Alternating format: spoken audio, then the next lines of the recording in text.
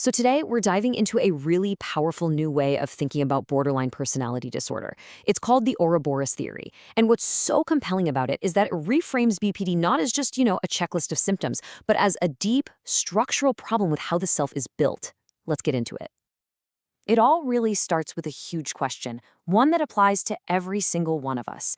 How does a mind even hold itself together? I mean, how do we create a stable, consistent sense of me out of the absolute chaos of thoughts, feelings, and everything the world throws at us every single day? Well, according to this theory, the answer lies in a very, very old symbol. And that symbol is the Ouroboros, the serpent eating its own tail. Now, in a healthy mind, this represents a perfect closed-loop system. It's a psyche that can take in new, confusing stuff from the outside world, the unknown, and actually process it, digest it, and make it part of its own internal world, the known. It's self-sustaining, it's whole, it just works. And this right here is the core of the whole idea. On the left, you've got that healthy, unified system, that closed loop we were just talking about. But on the right, that's the fractured system of BPD. The circle is broken. The serpent just can't reach its own tail to close the loop. It's a system that has fundamentally lost its ability to sustain and define itself. So what actually happens when that circle breaks? Well, the source material argues that the absolute ground zero problem in borderline personality disorder is a catastrophic failure of the system's skin, you could say, its psychological boundaries. The theory puts it in a way that's, it's a really powerful image. It says the BPD psyche is a system with a hyperpermeable membrane. Just think about that. It's like a cell wall that's just full of holes. There's no effective filter, no barrier between what's me inside and what's the world outside. And the consequences of that leaky boundary are just massive. Other people's emotions, their moods, their anxieties, even just their vibe, they don't just get noticed, they literally flood the system. There's nothing to stop them. The source calls this an entropic overload, which is a fancy way of saying total, overwhelming internal chaos. And here's the key. That intense emotional instability we see in BPD, it isn't random. It's a direct result of this broken boundary. Okay, so what does it actually feel like to live inside this broken, constantly flooded system? What happens when your own self just can't contain its own reality? Well, on the inside, a terrifying process takes over. It's called the emotional cascade. It's like that serpent has turned on itself, just eating itself in a destructive frenzy. It starts with a trigger, any negative emotion. Then comes rumination, where the mind just locks onto that pain. But here's the thing. Focusing on the pain just amplifies it, makes it bigger, which then triggers even more rumination.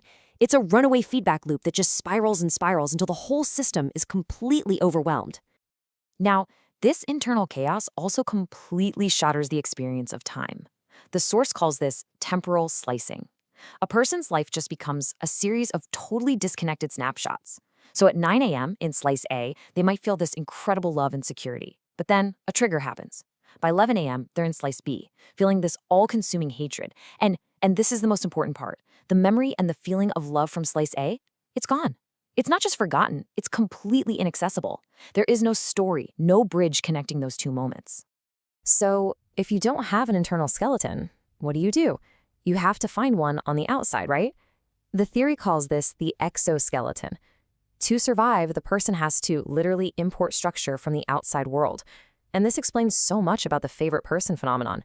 That person becomes the external source of everything the internal system can't provide: stability, boundaries, even just the feeling that you actually exist.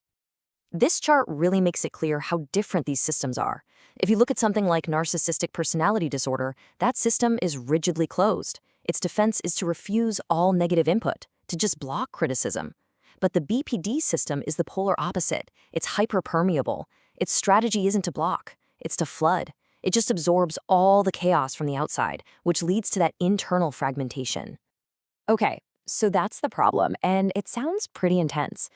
But the real beauty of this framework is that it's not just a map of what's broken.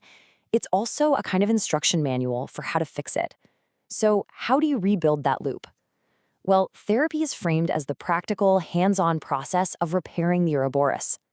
And a key tool here is dialectical behavior therapy, or DBT, which is pretty much designed for this exact problem. The core engine of DBT is learning how to metabolize paradox. Basically, how to hold two ideas that sound like they completely contradict each other at the same time. On one side, you have acceptance, fully accepting yourself and reality just as they are, right now. And on the other, you have change, recognizing that you need to build new skills to create a different future. Holding both at once is what provides the balance of stability and flexibility that the system has been missing. The other crucial job is what the theory calls suturing the serpent. This is all about narrative repair. Remember those disconnected time slices we talked about? In therapy, the therapist can act as a kind of external memory, helping the person find the threads that connect those moments, slowly weaving what felt like a series of chaotic episodes into a single, coherent life story. All right, this brings us to the final and, honestly, the most hopeful part of this whole journey. What's the end goal here? After all this work, what does a healed, functional Ouroboros actually look like when it's out in the world? So, what is the ultimate point of all this reconstruction? It's not just about managing symptoms or feeling less bad, right? It has to be about more than just surviving.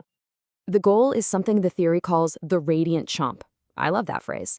This is the healed Ouroboros' ability to confidently bite into the unknown, to take on risk, to handle intimacy, to face failure, and not just survive it, but actually metabolize those experiences, turning them into real wisdom and growth. It's the huge shift from a life of just trying to survive to a life of dynamic, active becoming. And really, that's what this all boils down to.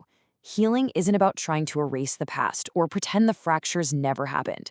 It's about integrating every single one of those fragmented pieces, every painful moment, into a new and more resilient whole, a whole that's actually made stronger at the broken places. It's about learning how to finally and confidently complete the circle for yourself.